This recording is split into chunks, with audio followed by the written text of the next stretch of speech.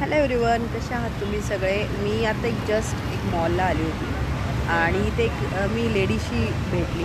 तिचं वेट ना 100 kg आणि मी त्यांना विचारले की का तुमचं एवढं वेट आहे? तर ते मला बोलतात की डिलिव्हरीच्या नंतर वेट झालं आहे आणि आता काही कमीच होत नाही.